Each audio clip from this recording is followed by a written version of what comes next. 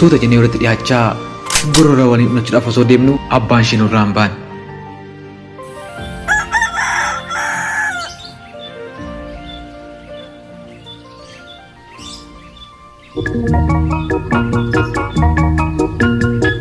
Ani maqaan koo Kennaan jedhama.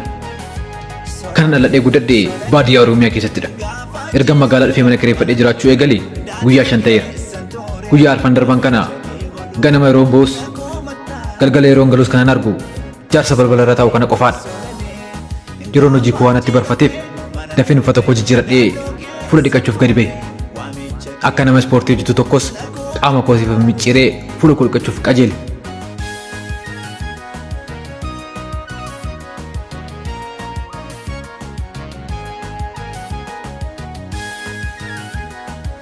Har'a garuu akka guyyoota darbanii fuula jaarsaa osoo hin taane mucayyoo bareedduu geessu tokko tas natti ba'e. Fuula dhiqachuu dhiseen afaan banee ishii ilaaluu eegale. Yeroon ilaalu guntunni harma ishee inni dhaabbatee jiru sun waan na waamu natti fakkaate. Hidhiin ishii foon diimaa fakkaatu sun waan na ciffadhu waan naan jedhu natti fakkaate. Fuula dhiqachuu dhiseen fajajee nafe. Isheenis na ilaaltee dhiisuu didde. Osoo afaan bannee wal ilaallu abbaan ishee walitti deebi'an. Gurbaa maal taatee akkuma saree foon argattee afaan bantee dhaabbatta naan jedhan. Nagaa bultanii jedheen gara mana kootti ol deebi'e.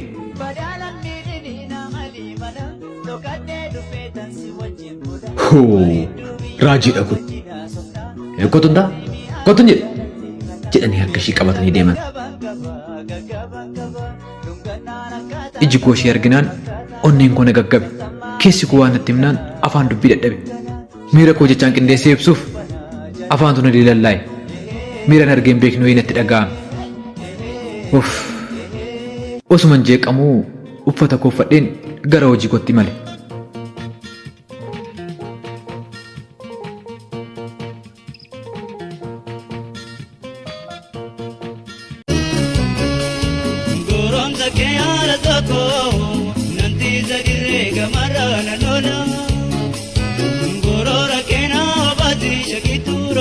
Har'ammoo bakka hojii olee anuma haalaa barrii banatee ol seenu isheedhaa gadi ba'u walitti dhufu. Nan hirrifadhe.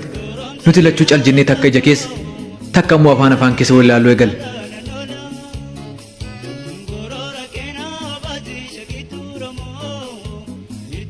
Kana gidduutti kan abbaan ishee dhufanii jedhanii warraa nu kaachisan.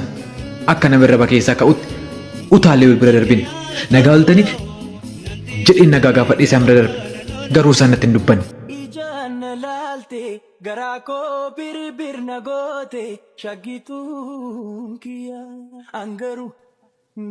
Kunoo libsuu ijaa guyyaa tokkoon jaala isheen qabeen foddaan ishee daawwadha.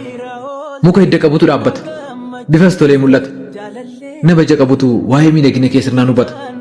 Bareedduu ko eebuu jaala kee bahuuf jedheen guyyaa hojii nafee foddaan si daawwadha. Bareedduu ko onneen koo si barbaaddeeti arrabni koo moo dubbii didde maal abbaa koo siif ta'u osoon jedhuu na dhageesseen beeku garuu na millatte dafeen jalaa dhokadha. Raajiidha.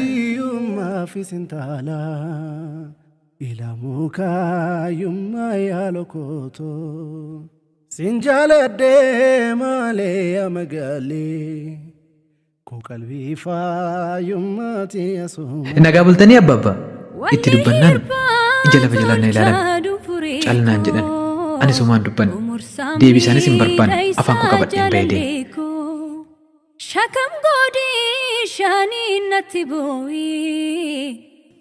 Har'as kunoo akkuma mala koo hojii deemuudhaaf jedheen gadi ba'e. Yeroo ba'u homtuu mooraa keessa hin jiru. Anis miira sodaa keessa taa'een suuta jedhee ija koo mooraa keessa qilqilmisee ilaaluu eegale. Garuu maan arganne. Osoo fuullee koo ilaaleen deemu kootti baay'ee nuuf ittaa'e.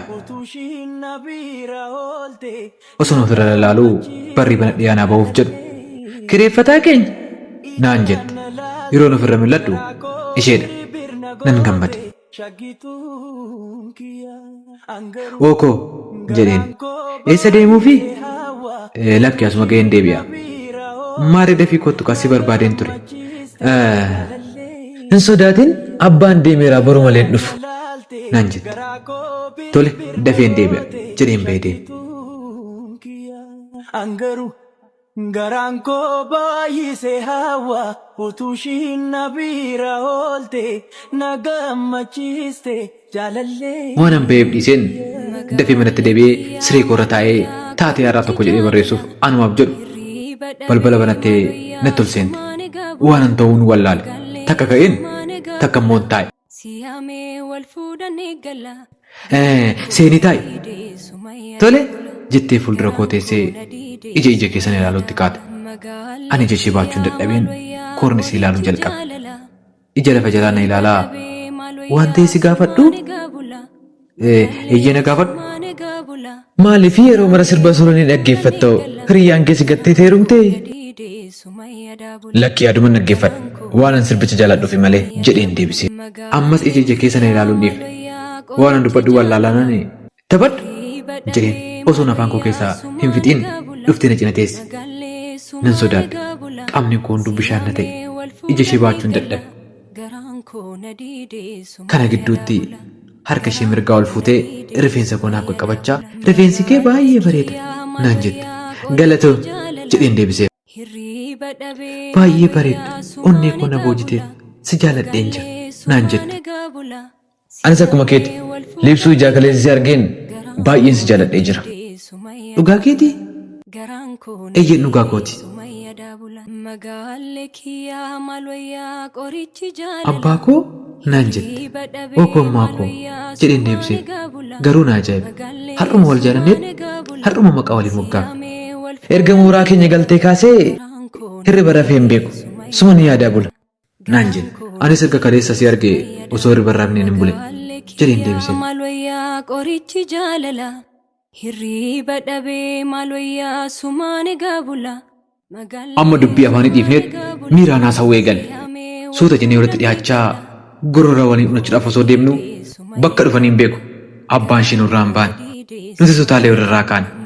Abbaan ishee gaaffii tokko malee shugguxii kiisii keessaa baafatanii addatti na naqan. Yeroo nutaalee ka'u siree koorran jira. Edaa hunduu abduu ture. Of baguma abduu naaf ta'e silaa yoo na du'eera.